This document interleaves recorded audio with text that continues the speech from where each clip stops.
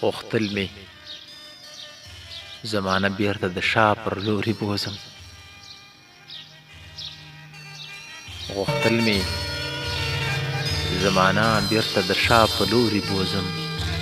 افسوس افسوس د دقیقو په ستن مې وس نه رسېدو. افسوس د دقیقو په ستن مې وس نه رسېدو.